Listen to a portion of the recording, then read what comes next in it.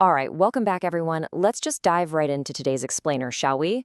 Today, we're not just looking at the human brain as some, standard biological organ. Nope, we are looking at it as an incredibly complex machine. It is literally a biological supercomputer. But here's the catch.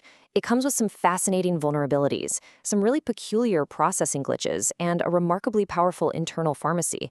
We're going to decode the very software that runs our daily lives. And honestly, by the time we wrap this up, I promise you, you might never look at your own thoughts the same way again. Okay, so here's our roadmap for the explainer. We'll kick things off with Section 1, the mind's hidden glitches.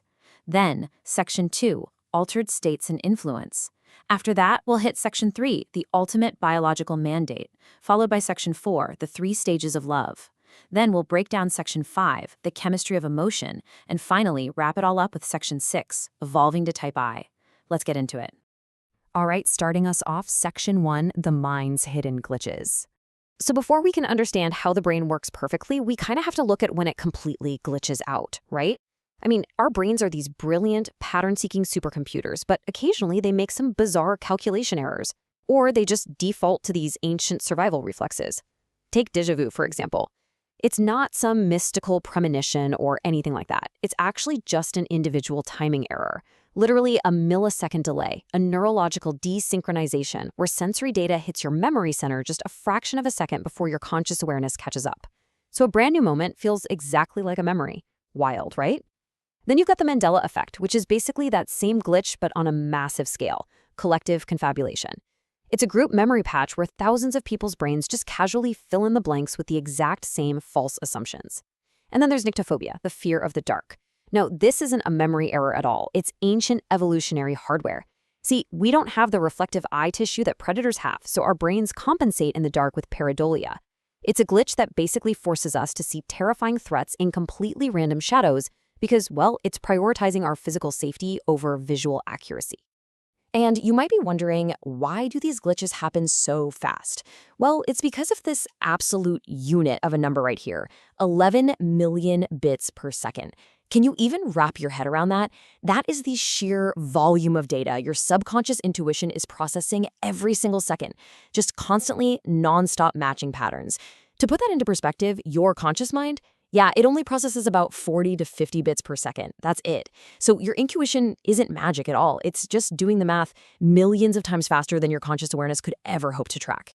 Moving right along, Section 2, altered states and influence. Okay, so knowing we have this massive subconscious processor just humming along behind the scenes, you have to ask, how can it be hacked, manipulated, or altered? This right here brilliantly illustrates the dual nature of our biology. Look at the placebo effect compared to its dark twin, the nocebo effect. It turns out mere expectation, like genuine optimism and trust, can literally medicate the body. It triggers your brain to release actual opioids and dopamine to heal you. But flip that expectation to anxiety, and the nocebo effect takes the wheel. Your brain starts pumping out cortisol and stress hormones, which induces very real, genuine physical distress and pain. So your belief is the trigger, and your biology is the bullet. And hey, we can actually hack our biology while we sleep too. Check out this comparison between standard dreaming and lucid dreaming. In a standard everyday dream, you're just a passive observer. Your logic center is basically offline, and you are just along for this weird, scripted ride. But in a lucid dream, you become an active participant. Your brain's prefrontal cortex partially reactivates, while the rest of you stays asleep. It functions almost like a biological virtual reality headset. Just imagine achieving intentional conscious control over your internal environment while you're fast asleep. It's a total game changer. But, just as our inner reality can be controlled by us, our external, social reality is super vulnerable to being controlled by others. Like, a healthy group environment naturally encourages criticism, and obviously it allows a free exit. High-control cults, they do the exact opposite. They utilize what's known as the BITE model, which stands for controlling behavior, information, thought, and emotion. And the way they bypass your critical thinking is through a tactic called love bombing. It is this intensely manipulative, dopamine-rich validation phase that artificially mimics romantic attraction.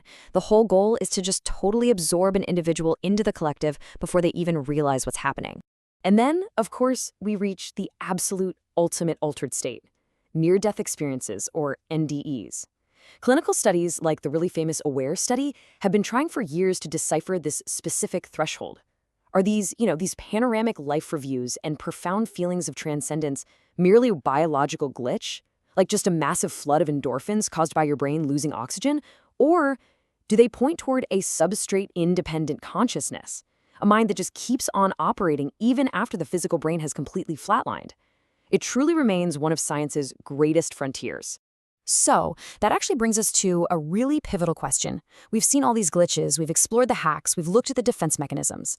But out of all these deeply embedded biological programs, what is the brain's single most powerful algorithm? That brings us to Section 3, the ultimate biological mandate. And to answer that, we are going to focus the rest of this explainer squarely on Lesson 6 from our source material. We're leaving the glitches behind and moving directly to the most potent, hardwired biological directive our species actually possesses. Let this quote really sink in for a second. Love and attraction are not merely social constructs, but sophisticated neurochemical mechanisms evolved to ensure species survival. That's absolutely crucial. Romance isn't just magic, right? It isn't just poetry.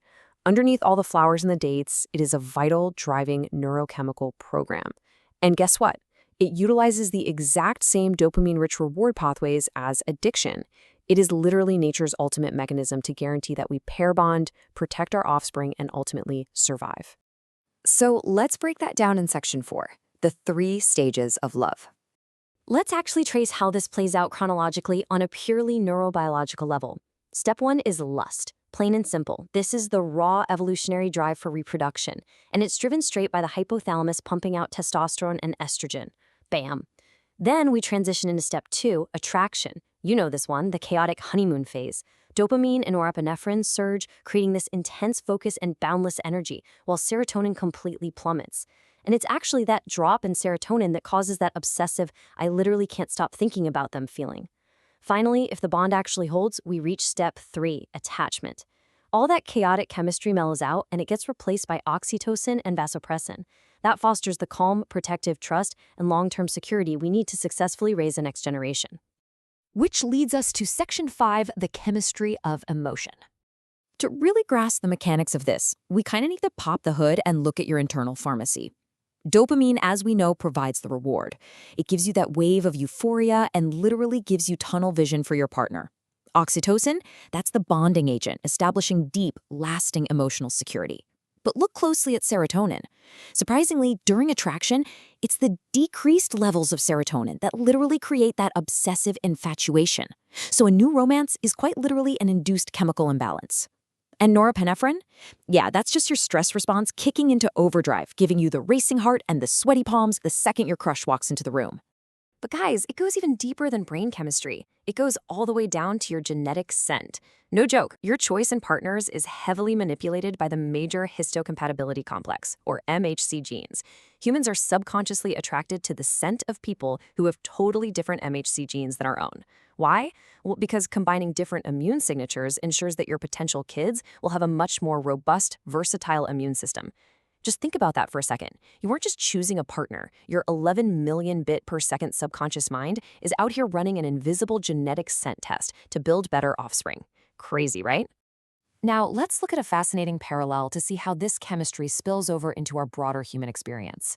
The exact same neurochemistry of reward also applies to art. Consider frisson, that musical chill or those goosebumps you get from a really beautiful piece of music. Well, this phenomenon actually hijacks an ancient defensive startle reflex.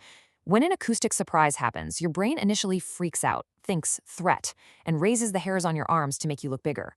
But a split second later, when it realizes it's just a beautifully soaring vocal or an epic key change, it dumps a massive dopamine surge as a relief, turning a survival reflex into pure euphoria. The chemistry of romance and the chemistry of art are running on the exact same hardware. All right, final section, Section 6, evolving to Type I. So what exactly happens when we zoom way out and actually master these processes as a species? Well, a civilization transitioning to Type 1 status won't just passively understand these traits, they will actively engineer them. We're talking about a future of predictive matching through completely perfected love algorithms. We could see entirely engineered soundscapes that use the actual mathematics of frisson for collective emotional healing. Imagine harnessing the placebo effect for biosomatic optimization, basically directing our own physical recovery using belief. We could even amplify our 11 million bit biological intuition by streaming digital AI data straight into our subconscious. And we might even use brain-computer interfaces to stabilize lucid dream states, effectively turning sleep into a fully usable, biological virtual reality. Which ultimately leaves us right here. We started this explainer by looking at the glitches of the human mind, and then we dove deep into the profound survival-driven science of attraction from Lesson 6. We've seen firsthand that our deepest feelings and our strongest instincts are just operating on chemical pathways. So I want to leave you with this final provocative thought to take away. If love, intuition, and even consciousness itself are really just incredibly sophisticated biological algorithms, what happens to humanity when we finally learn to write the code ourselves? Thank you so much for joining me on this explainer. Keep asking questions and keep exploring. See you next time.